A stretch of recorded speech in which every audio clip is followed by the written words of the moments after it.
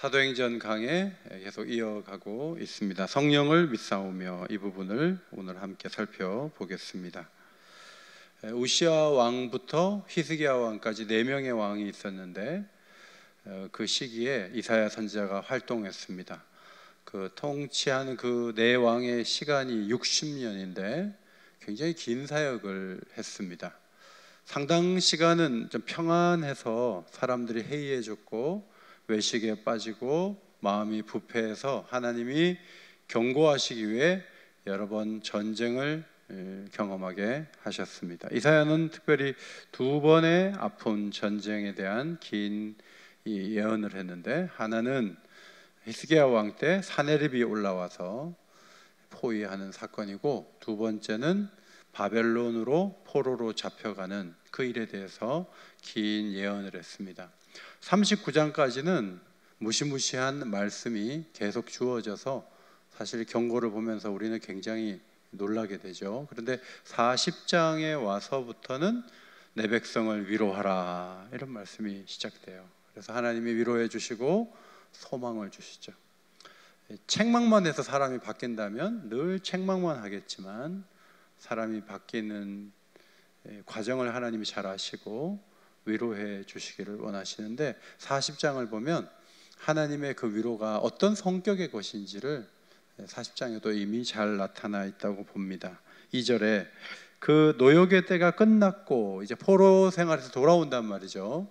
그의 모든 죄로 말미암아 여호와의 손에서 벌을 배나 받았느니라 그랬어요. 나라를 잃고 끌려가는 고통은 너무 큰 거예요.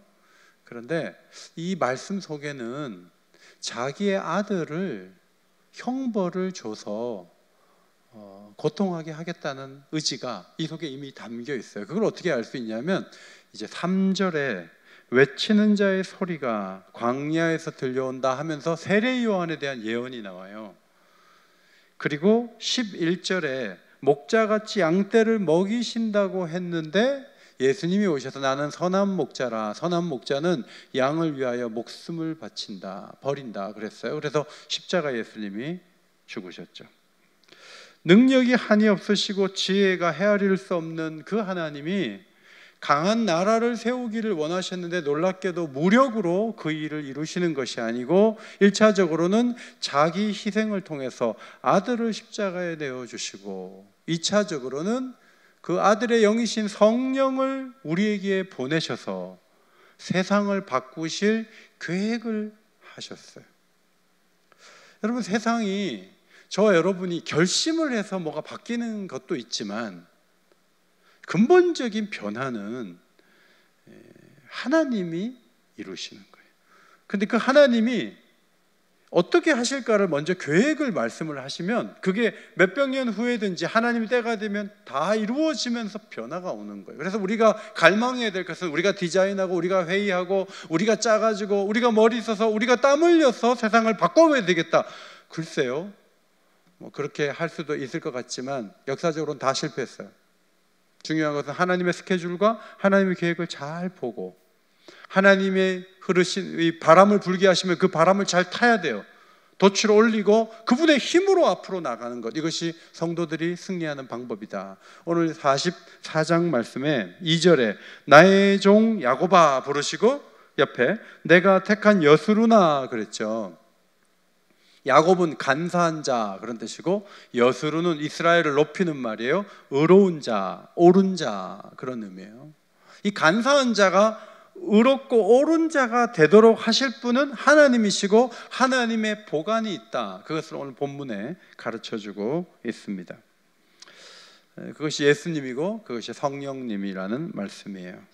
제가 오늘 말씀을 준비하면서 크게 마음에 와닿았던 말씀이 갈라디아서 3장 5절이거든요. 한번 앞에 보시고 읽을까요? 시작.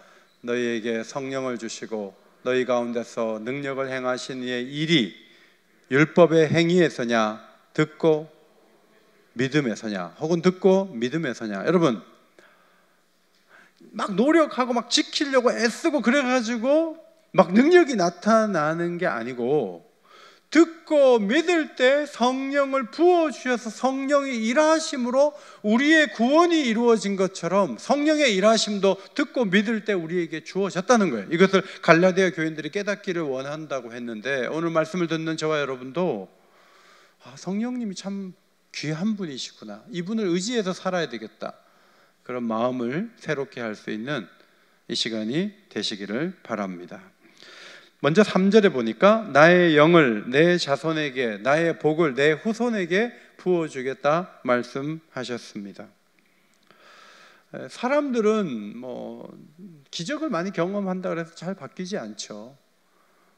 율법을 주고 출애굽해서 만나로 먹이고 홍해를 가르는 것을 보고 아말렉을 이기고 수많은 기적의 역사가 이어지지만 마음속에 하나님이 어떻게 도와줘, 내가 해야지, 다들 그러고 있었어요. 그 생각이 바뀌지를 않으니까 하나님이 너무 속상하셔서 그렇게 하는 사람들을 40년 동안 뺑뺑 돌려가지고 다 죽은 다음에 후손이 가나안에 들어가게 하신 것에 하나님의 그 아픔이 있는 거죠. 출애굽 이후에 가나안 땅에 들어가서도 막 전쟁을 경험하고 포로로 잡혀가고 돌아와서 잠깐 잘하는 것 같지만 결국은 죄에 무너지고, 그게 인간이잖아요. 12제자가 있어요. 12제자가 그 기적을 보고 하나님의 아들이 직접 전하는 놀라운 말씀을 들었어요. 뭐가 바뀌었어요? 이기적이고 죄에 무너지기는 마찬가지예요. 그럼 예수님이 오셔서 무슨 변화를 준 건가? 우리는 회의에 빠질 수밖에 없죠. 사실 하나님이 사람의 어떤 한계에 부딪혀서 고민하는 모습은 창세기에서부터 계속되죠. 가장 크게 나타나는 것이 창세기 6장이에요. 여호와께서 사람의 죄악이 세상에 가득함과 그의 마음으로 생각하는 모든 계획이 항상 악할 뿐임을 보시고 땅에 사람 지으셨음을 한탄하사 마음에 근심하시고 홍수 심판을 내려서 노아와 8 식구만 빼고 나머지 다 형벌로 죽였어요. 그러면서 마음이 후련하신 게 아니라 다시는 물로 심판하지 말아야 되겠다, 내가 언약을 체결해야 되겠다 하고 노아와 무지개 언약을 통해서, 무지개를 하나님도 보시면서 내가 아무리 죄악이 커도 물로 쓸어내리지는 않겠다, 이런 마음을 가지신 분이 하나님이시죠. 중요한 것은 하나님이 원하시는 거룩한 나라, 거룩한 백성을 하나님은 도대체 어떻게 세우실 것인가, 그 일에 하나님은 결국 실패하셨는가 하는 겁니다. 하나님은 거룩한 자손 보기를 원하셨어요. 어르신들, 여러분들 거룩한 많은 자손 보기를 원하시죠. 하나님도 거룩한 자손 보기를 원하세요. 이사야서 29장에 그의 자손은 내 손이 그 가운데 행한 것을 볼 때 내 이름을 거룩하다 하며 야곱의 거룩한 일을 거룩하다 하며 이스라엘의 하나님을 경외할 것이며 마음이 혼미하던 자들도 총명하게 되며 원망하던 자들도 교훈을 받으리라. 후손이 많을 뿐만 아니라 그들이 다 거룩한 자가 되고 그들이 총명하게 되어 하나님 말씀을 잘 받는 사람을 만드는 것이 하나님이 가지신 큰 꿈이에요. 그런데 그 꿈이 과연 이루어지고 있느냐 하는 거예요. 이루어졌습니까? 이루어지고 있습니까? 이 일을 위해서 하나님은 예수님을 보내셨어요. 예수님이 십자가에 죽을 때만 해도 그 어떤 변화가 일어나지 않은 것 같아요. 그런데 예수님 말씀하시죠. 기도하라고, 성령을 받으라고. 그래서 120명이 모여서 기도하는데 불의 혀같이 갈라지는 모습이 보이고 바람 같은 소리가 들리면서 기도하던 사람들이 전부 성령을 받게 됐어요. 그때부터 교회가 세워지면서 놀라운 변화의 역사가 일어났다는 것이 사도행전의 증거이고 교회 역사의 증언이에요. 이것은 갑자기 된 일이 아니고 베드로가 설교할 때 말한 것처럼 요엘서 2장의 말씀이 그대로 응한 것이다 하는 것입니다. 자, 요엘서 2장 28절 앞에 보시고 읽겠습니다. 성령의 은혜를 의지해서 읽으세요. 시작. 그 후에 내가 내 영을 만민에게 부어주리니 너희 자녀들이 장래일을 말할 것이며 너희 늙은이는 꿈을 꾸며 너희 젊은이는 이상을 볼 것이며 그때 내가 또 내 영을 남종과 여종에게 부어줄 것이며 누구든지 여호와의 이름을 부르는 자들은 구원을 얻으리니.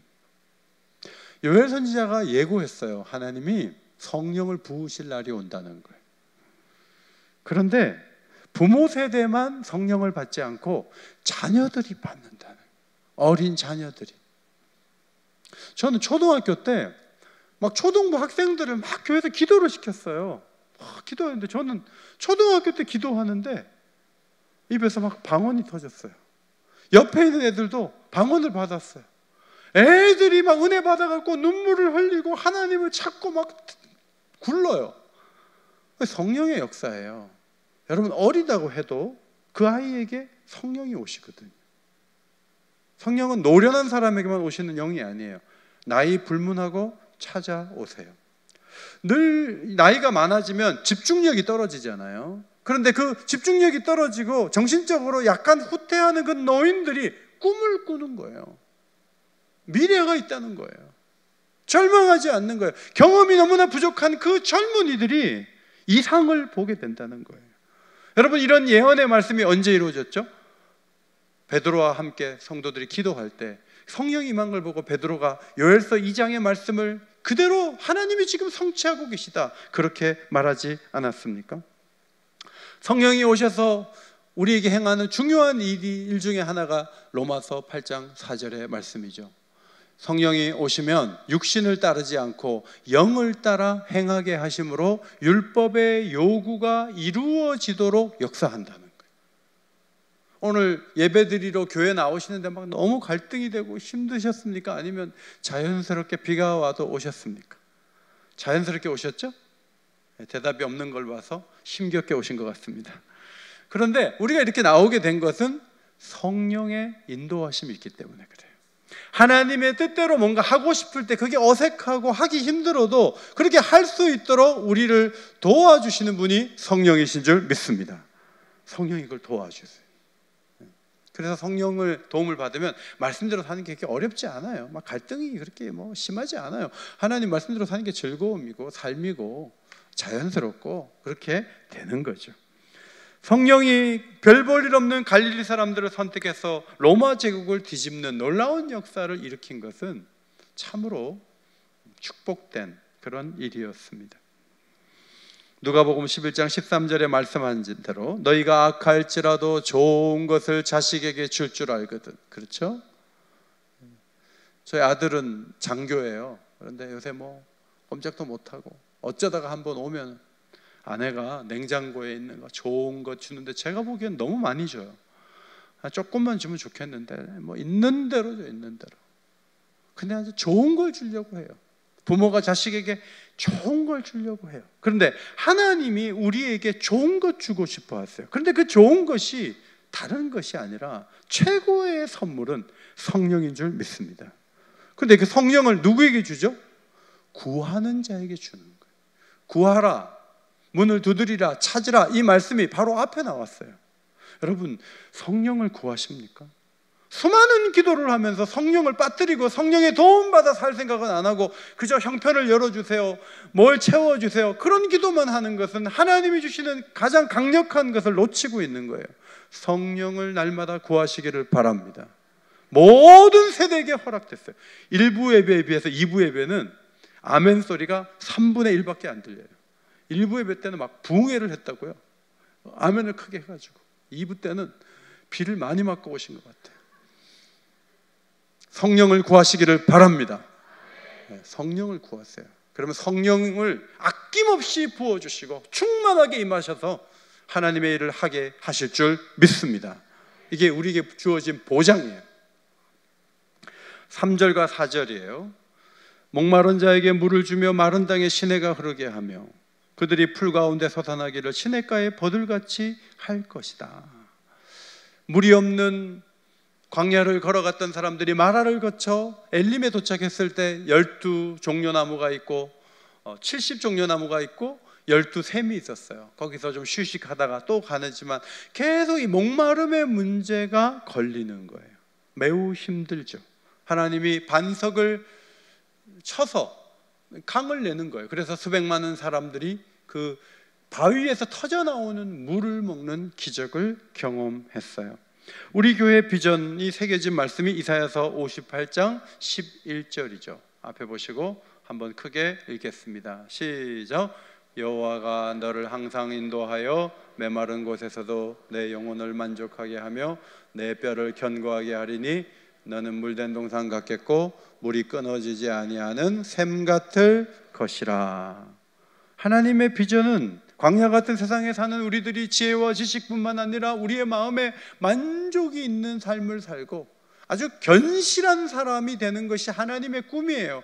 우리가 물된 동산이 되기를 바란다는 거예요. 저 정도면 지칠만 한데 근데 안 지쳐요. 코로나 상황에서 완전히 그늘져서 살 것 같은데 극복하는 거예요. 코로나 상황 되니까 영적으로 더 살아나는 사람들이 있다는 것을 어떻게 설명할 수 있어요? 하나님이 그 사람의 마음을 물된 동산같이 되게 하시니까 그런 은혜를 누리는 사람들이 분명히 있는 것이죠. 11절 말씀에 이어서 12절에서는 이 무너진 데를 수축한다는 말씀을 통해서 포로로 잡혀갔던 사람들이 은혜를 받아 물된 동산 같은 사람들이 성전을 수축한다는 그런 역사와 연결이 되고, 신약에 와서는 교회를 세워서 물된 동산 같은 교회 공동체를 만드는 거죠. 그래서 많은 사람들에게 칭송을 받는 그런 풍성한 교회를 이루는 것, 이것이 새로운 이스라엘을 재건하시려는 하나님의 비전이 성취된 모습이에요. 예수님께서 수가성 여인에게 전도하러 가셨을 때 물을 가지고 전도를 하시죠. 여인이 물을 달라고 하니까 쉽게 주지 않으시니까 예수님이 갖고 있는 물을 설명하셨는데 여기에 굉장히 중요한 사상이 담겨 있어요. 요한복음 4장 13절, 이 물을 마시는 자마다 다시 목마르다. 근데 내가 주는 물을 마시는 자는 영원히 목마르지 않는다. 이 속에서 영생하도록 솟아나는 샘물을 갖게 된다. 나는 그런 물을 갖고 있다. 사기치고 있네. 그런 물이 어디 있어? 이렇게 하지 않고 진짜로 하는 말이 맞을 것 같아요. 그런 물을 주셔서 여기 물길로 오르지 않게 좀 해주세요. 이렇게 부탁을 했죠. 이사야서의 이 물과 목마른 자에게 주는 물과 예수님 말씀하신, 여인에게 말씀하셨던 물은 무슨 의미인가? 신학자들은 크게 두 가지로 해석해요. 첫째로는 말씀이에요. 교훈의 말씀.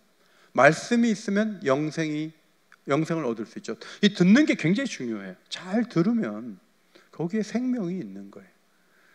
복음이 전달되는 곳에 생명의 역사, 영생의 역사가 있게 되잖아요. 두 번째는 요한복음 7장 말씀에 의해서 이 물은 성령이다 하는 거예요. 자, 요한복음 7장 37절부터 39절 말씀이에요. 자, 한 번 더 크게 읽는데, 지금 읽는 게 불편하신 분들이 계시고 아주 소극적으로 그게 싫고 그런 분들이 계세요. 성령 충만이 필요한 분들이세요. 자, 같이 읽어요. 시작. 누구든지 목마르거든 내게로 와서 마시라. 나를 믿는 자는 성경에 이른과 같이 그 배에서 생수의 강이 흘러나오리라 하시니, 이는 그를 믿는 자들이 받을 성령을 가리켜 말씀하신 것이라. 성령이 오시면 이 속에서 강이 되어 흐르신다. 컵으로 조금 마시는 정도가 아니라 강에서 헤엄치게 하신다. 이것이 예수님이 주실 축복이라고 초막절 끝날에 이 말씀을 하신 것입니다. 고린도전서 12장 13절에도 우리가 다 한 성령으로 세례를 받아 한 몸이 되었고 물로 세례를 주죠. 근데 성령도 물처럼 성령도 마시게 하셨느니라. 한 성령을 마시게 하셨느니라. 한 모금 조금 마시면 약간 목마름이 해결돼요. 충분히 마시면 해결이 되는 거예요. 비가 이렇게 많이 오면 산천 초목이 살아나잖아요. 성령이 충만하게 오시면 살아나게 될 줄 믿습니다. 하나님은 이렇게 보장하신다는 거예요. 이 문이 이미 열렸어요. 베드로 사도가 말했죠. 하나님이 오른손으로 예수를 높이시며 승천하신 그분이 약속하신 성령을 아버지께 받아서 너희가 보고 듣는 이것을, 성령을 부어주셨느니라. 그래서 방언이 터져서 많은 나라의 그 언어로 말을 할 수 있었고, 그 위협을 당하면서도 위축당하지 않고 복음을 담대하게 전할 수 있었어요. 조직도 건물도 미래도 보장받은 게 아무것도 없었어요. 그런데 담대했어요. 교회 안에 초자연적인 역사가 일어났어요. 그 모든 일들은 성령이 주도하시는 일이에요. 성령은 매우 중요한 하나님의 선물이에요.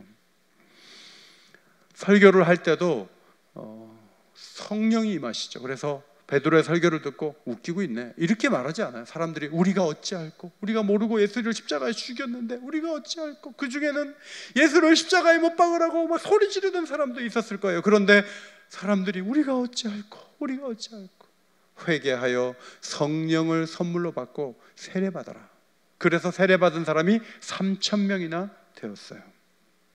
그 세례받은 사건은 바로 밑에 사도행전 2장 마지막에 사도들을 통해서 기사와 표적이 일어났고 풍성한 나눔이 가능해졌고 모이기에 힘써서 하나님을 찬미하는 성도들의 모습, 온 백성에게 칭송받고 구원받는 사람이 날마다 더해지는 놀라운 역사가 있게 됐다는 거죠. 하나님의 축복인 줄 믿습니다. 하정욱 목사님하고 오랜만에 넷이서 부부가 같이 식사를 했는데 하 목사님이 그래요. 이 주일학교 애들이 그저 하 목사님 애들이 그렇게 전도를 해가지고 꽤 많은 어린이들이 벌써 교회에 왔어요. 오고 우리 교회가 이제 1년 동안 갔다가 돌아오시는데 그 숫자 정도 되는 숫자를 하나님이 이렇게 보내주시는 거예요. 우리도 참 힘을 얻는 것이 코로나 상황에서 교인도 안 나오는데 등록하겠다고 교회에 이렇게 오시는 분들이 계시잖아요. 하나님의 놀라운 은혜예요. 성령의 일하심이에요. 사도행전을 읽어보면 성령이 어떤 분인지 계속 볼 수 있죠. 위협 속에서도 담대하게 복음을 전하게 하시는 분이 성령이에요. 거짓 속에서도 그 진실이 뭔지를 다 보시고 순결하게 하시는, 아나니아 삽비라 사건을 통해서 정직하게 만드시는 그 성령을 우리는 보게 돼요. 제자의 수가 그 어려운 상황에서 더 많아졌어요. 흩어져 두루다니며 핍박 속에서도 복음을 전해서 사마리아로 놀랍게 복음이 전달되죠.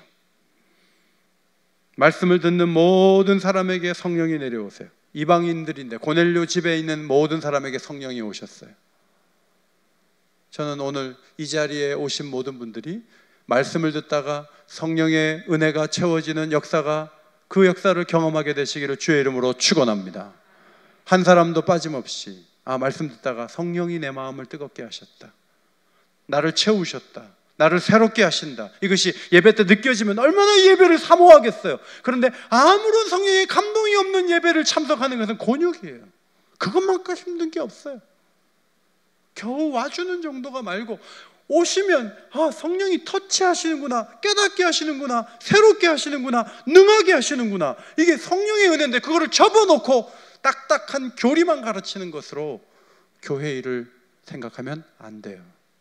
그래서 아침에 일어날 때도 성령이여 도와주옵소서, 제 마음을 부드럽게 하시고 설교자를 붙드시고 말씀이 선포될 때 성령이여 저에게 충만하게 오시옵소서, 그래 기도하고 오셔야 돼요. 계속 성령을 구해야 돼요. 마술사 엘루마를 제압하시죠. 이방인에게도 동일하게 성령을 부어주셨다고 예루살렘 공회가 인정하는, 차별이 없는 하나님을 선포하는 모습, 이 성령의 역사예요. 거기 성령이라고 계속 나오죠. 선교의 방향을 정하셔서 빌립보로 바울이 터키 북부 지역으로 가지 않고 빌립보로 가잖아요. 예수의 이름으로 세례 줄 때 안수받는 사람들이 성령을 받아요. 성령에 이끌려 예루살렘으로 올라가는 이 바울의 모습은 얼마나 담대합니까? 오늘 이사야서에 말씀하신 시냇가의 버들처럼 하겠다, 그것이 이루어지는 현장이 사도행전에 있어요. 시냇가의 버들을 찍기 위해서 어제 홍제천을 걷다가 버들은 아니지만 저 나무는 저렇게 물 흐르는데 뿌리 박고 있으면 절대로 시들지 않겠다, 참 이 나무는 언제든지 공급받을 수 있는 저 자리에 있지 않아요? 우리가 그와 같은 은혜를 성령 안에서 받을 수 있다는 것이죠. 조금 더 걷다 보면 유진상가가 보이는데 저기에 사람들이 거기서 뭐 공연도 할 수 있게 돼 있어. 전부 다 이게 콘크리트 바닥인데 거기 나무 있는 데만 딱 하고 물도 스며들지 않게 그렇게 해놓으면 보통 다른 데 같으면 저 죽었을 거예요. 그런데 여러분, 저게 홍제천 가에 있어서 저 뿌리가 물이 계속 스며드는 곳에 있어요. 저 안 죽어요. 우리가 척박한 이 콘크리트 속에 살고 있잖아요. 각박한 세월을 살고 메마른 땅에서 살잖아요. 그런데 성령과 연결되어 있으면 끄떡없다고요. 어떤 상황이 돼도 성령과 연결될 때 살아날 줄 믿습니다. 성령이 오시면 악을 이길 수 있죠. 성령이 오시면 죄를 극복할 수 있어요. 성령이 오시면 죽음의 증상을 이길 수 있어요. 지난 주간에 신문에 난 거 보니까 20대가 죽으려고 하는데 고등학생 4명이 말려서 살렸다고. 여러분, 20대가 왜 죽으려고 그러죠? 우리 사회가 도대체 어느 방향으로 가고 있죠? 사회를 이끌어갈 지도자들은 뭔가 좀 틀어지고 부끄러우면 그냥 목숨을 던져버려서 사람에게 충격을 줘요. 우리 사회를 뒤엎고 있는 것은 죽음의 영이에요. 그런데 이런 죽음의 증상들을 이기게 하시는 분이 성령이신 줄 믿습니다.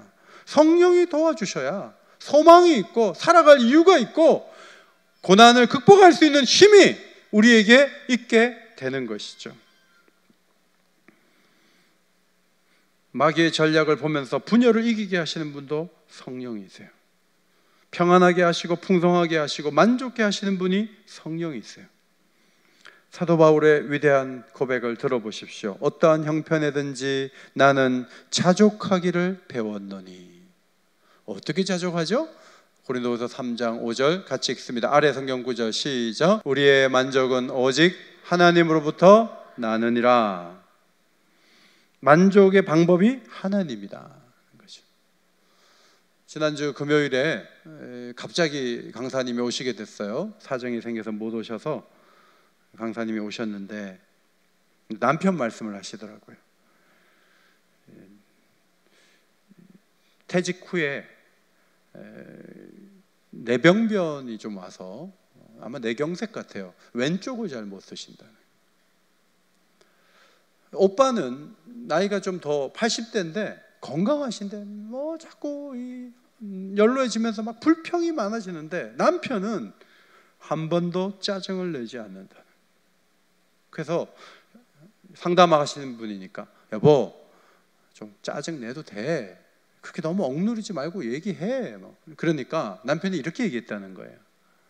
어차피 인생은 이런 질병이 오게 되어 있고 그리스도 안에 있어도 이런 어려움을 피할 길은 없고 그렇게 하면서 영생의 문이 열리고 하나님이 정한 대로 내가 가는 건데 내가 좀 몸이 불편하다 그래서 막 짜증 부리고 그러면 하나님이 기뻐하지 않으셔.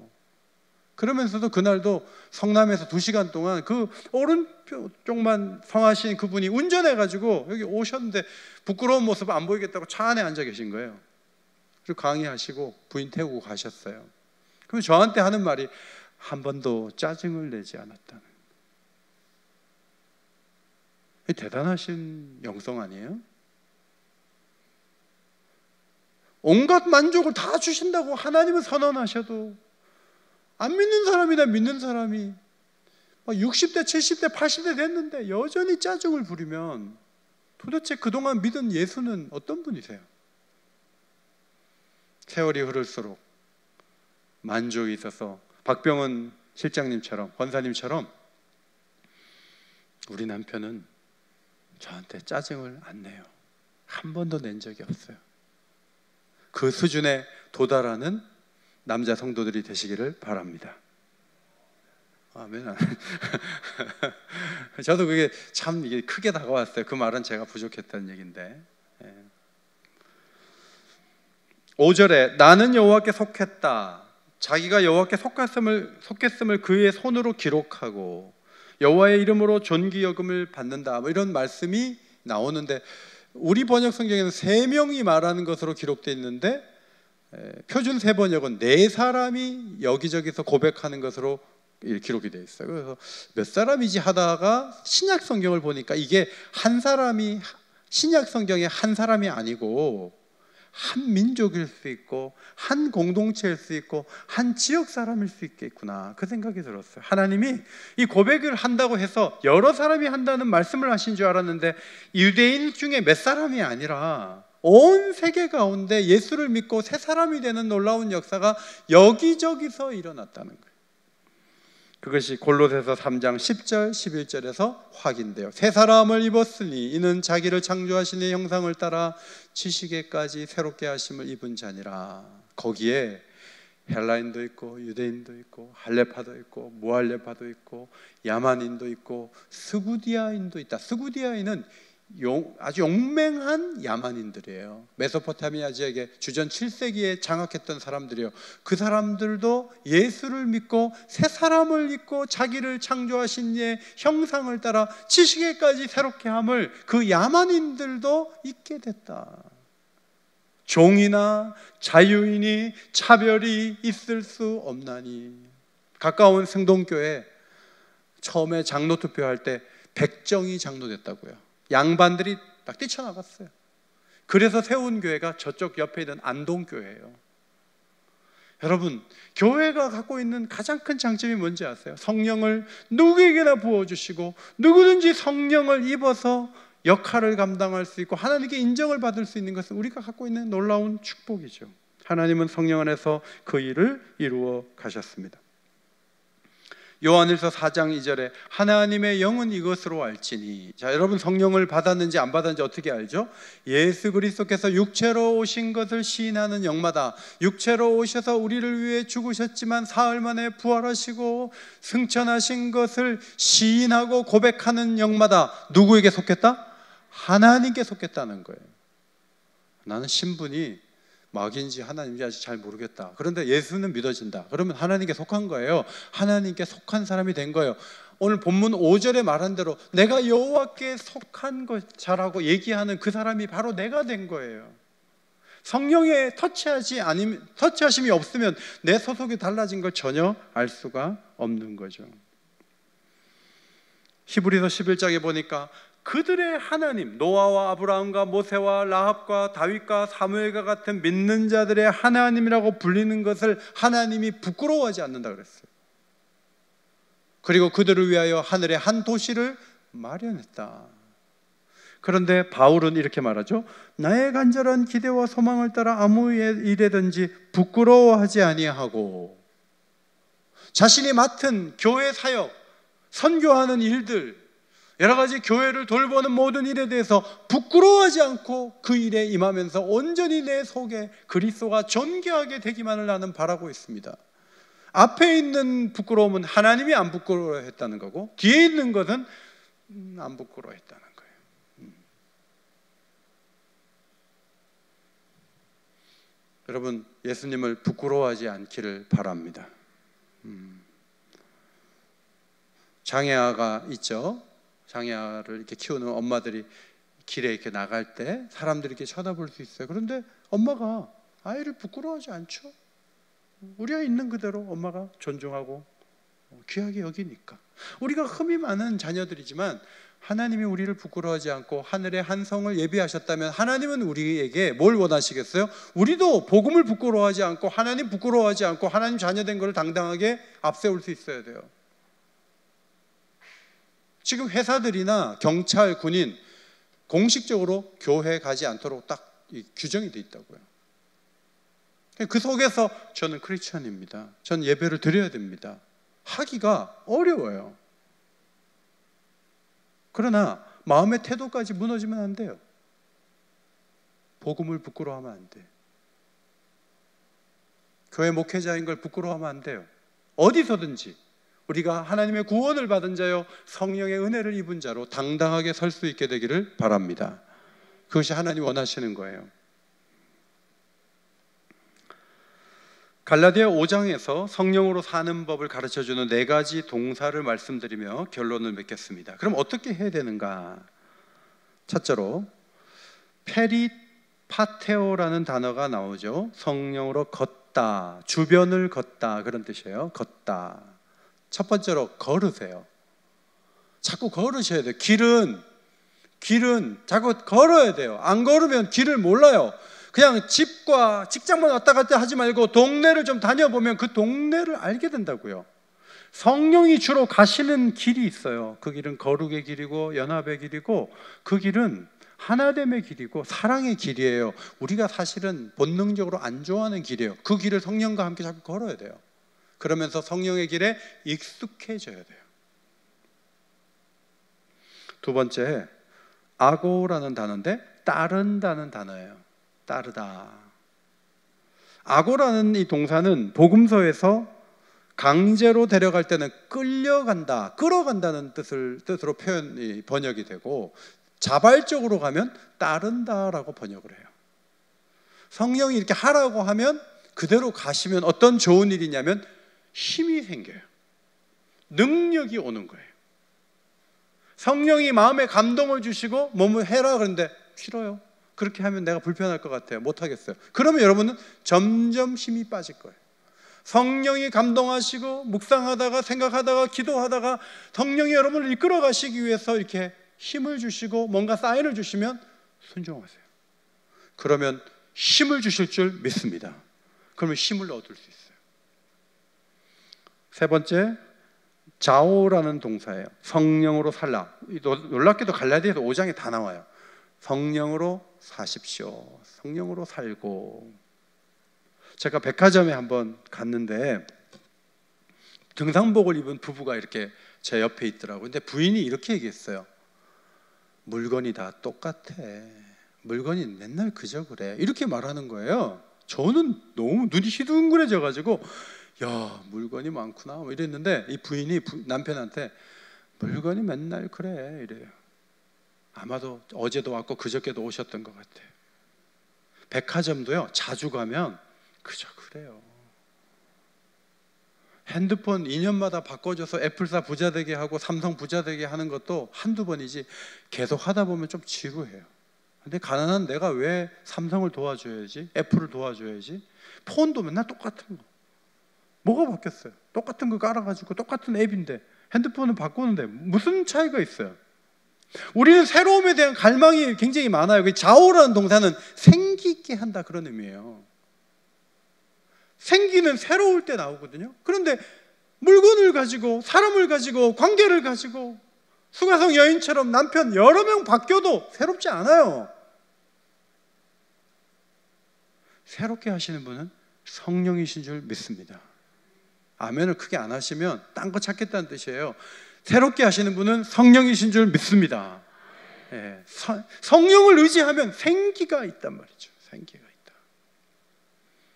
눈빛이 살아 있어야 되고 생기가 있어야 돼요. 여러분 자신이 책임져야 돼요. 그걸 누구 탓을 하겠어요? 한국교회 탓하겠어요? 목사님 탓하겠어요? 여러분 자신이 성령으로 날마다 새로운 삶을 살아야 돼요. 그렇게 할 수 있는 길을 열어놓았는데 안 가는 건 내 책임이에요. 성령으로 생기 있는 삶을 살아야 돼요. 과거에 안주하면 안 돼요. 변화를 거부하고 지루한 생활을 이어가고 불평하는 것을 고쳐야 돼요. 성령으로 달라져야 돼요. 네 번째, 행하라 그랬지만 이 단어는 행진하라라는 스토이케오라는 헬라어예요.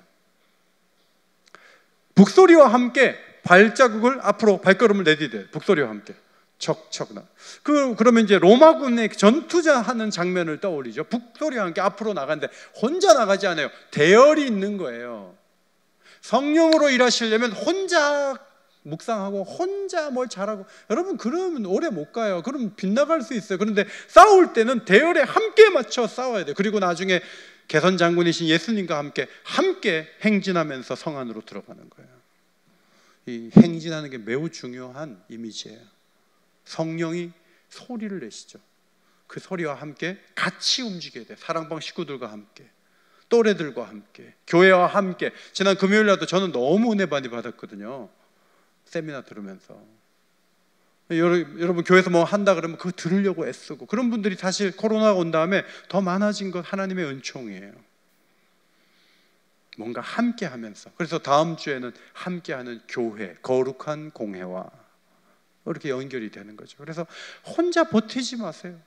혼자 너무 도 닦으려고 하지 마세요. 같이 하면서 살아나는 성령의 사람들이 되시기를 바랍니다. 하나님의 계획은 성령으로 이루시죠. 그래서 그런 백성을 만드시고 그런 나라를 세워가시죠. 성령으로 걷고 성령으로 따르고 성령으로 살고 성령으로 행진하면서 하나님이 디자인하셨던 그 나라를 이루어가는 주의 백성들이 다 되시기를 예수의 이름으로 축원합니다. 하나님 고맙습니다. 성령을 부어주셔서 감사합니다. 우리가 세상을 바꿀 수 없습니다. 우리 안에 오신 성령의 인도하심을 따라 우리의 삶이 바뀌고 가정이 바뀌고 교회가 바뀌고 사회가 달라지는 놀라운 역사의 중심에 저희들을 세워두셨습니다. 아침마다 성령을 구할 때 충만하게 임하셔서 하나님 기뻐하시는 길 걸어갈 수 있도록 인도하여 주옵소서. 예수님 이름으로 기도하옵나이다. 아멘.